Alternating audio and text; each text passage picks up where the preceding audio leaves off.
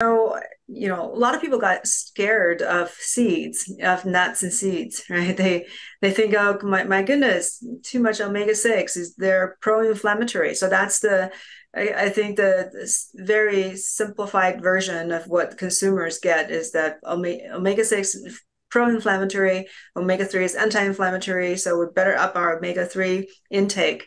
So you're saying that's just you're really not seeing the picture. Right. No, and it's really when you look at those pathways, the my understanding is that that whole narrative started from the idea that linoleic acid is going to get converted into arachidonic acid.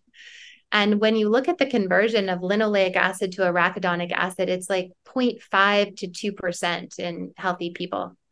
It's very, very low conversion rate. And so and the thing is it's not only linoleic acid doesn't only make that pathway does not only make it inflammatory molecules, it's also anti-inflammatory.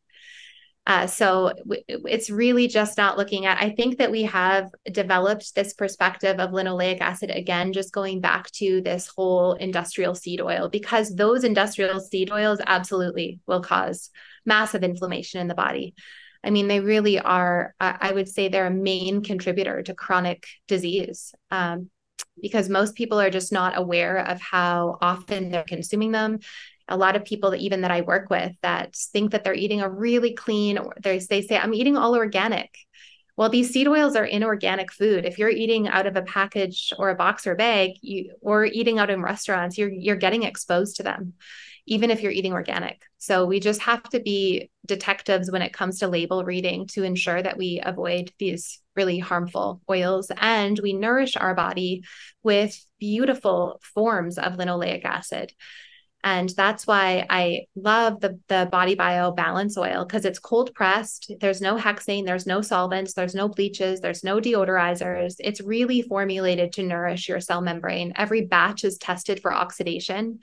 So you can ensure that you're getting a really clean oil. So not all oils are created equal. We want to make sure that when we do use an oil that's monounsaturated or polyunsaturated, that it's always a cold pressed processed, and they're not using any of those solvents.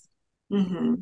Yeah. And when people think about taking oil, I think some people will wince a little bit, drinking or eating oil, like you know, they're afraid, maybe afraid of the taste. So, but I have tried the balance oil that you mentioned, with the essential fatty acids, and it's actually really delicious to sprinkle on salads. I think that's the main way of eating it, right? So you don't want to heat it up, obviously. No, yeah, you always want to use that in a cold application. You'd never want to heat it. But yeah, I use that in salad dressings. I make pestos with that oil. I use it just like I would in olive oil. You just want to always make sure the application is cold.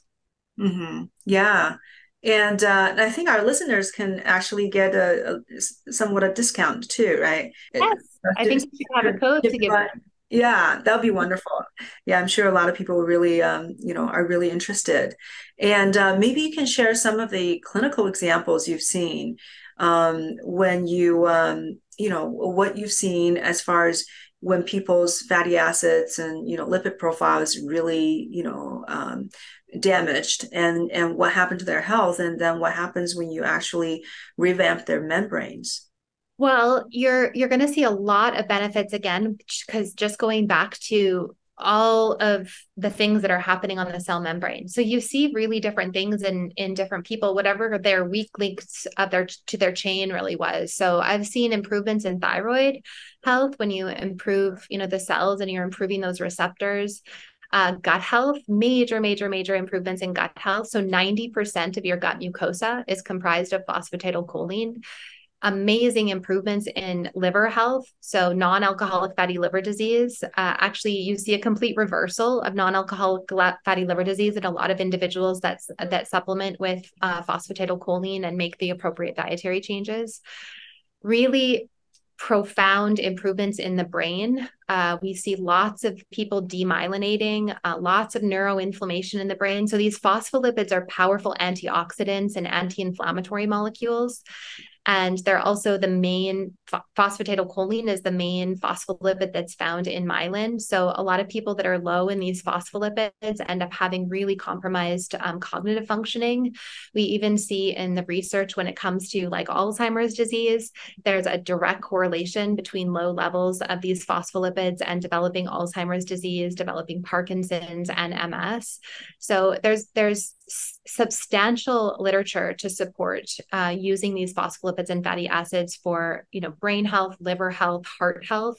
Phosphatidylcholine can clear plaque from the arteries. You're really supporting the heart cells, the endothelial cells. You're improving nitric oxide production. The list just goes on and on and on. So I could talk about phospholipids and the benefits of them with every organ and every system for days. Wow, so we've seen it in every organ system diseases, basically. Yeah. Yeah. It's not to say, I mean, there's other treatment modalities that often need to be implicated or applied to patient treatment as well. So it's not like, you just give phospholipids and fatty acids and you're going to cure everyone from their chronic disease. But it is definitely the foundational layer, because without healthy cells, we're really just putting band-aids on these patients with all these other treatments. And again, it's going back to remembering like every nutrient that goes into the cell, dependent on the healthy membrane, all of the waste that are escorted out of the cell, dependent on a healthy membrane. So we have all these people that are doing, these detoxification programs with binders and all these like harsh protocols that are really stripping them, further depleting them. But we can use phospholipids and support the cell membrane and support their ability to detoxify on their own, because the cell is miraculous. And the other really cool benefit of phosphatidylcholine is it's not only your most profound detoxification support, because when we have adequate amounts of these phospholipids on the cell membrane, toxins are not even able to get into the cell because there's no room for them. They prevent them from entering. But PC is able to actually enter the cell and remove toxins intracellularly. And that is a clinical, that clinical pearl I see all the time. These patients will come in, and this test that we run out of Germany will show toxins that are attached to your DNA. They're called DNA adducts. And phosphatidylcholine will clear those toxins from the DNA. Hmm. And I have seen that like clockwork, patient after patient after patient. So yeah, the benefits are just, there's a laundry list of them. There's no reason to not use it. It regulates the reverse cholesterol transport system. So you're helping with, passively removing cholesterol from the membrane. You're supporting inflammation. You're preventing cardiovascular events by supporting HDL and neurological disease. It's just so many clinical applications for using PC.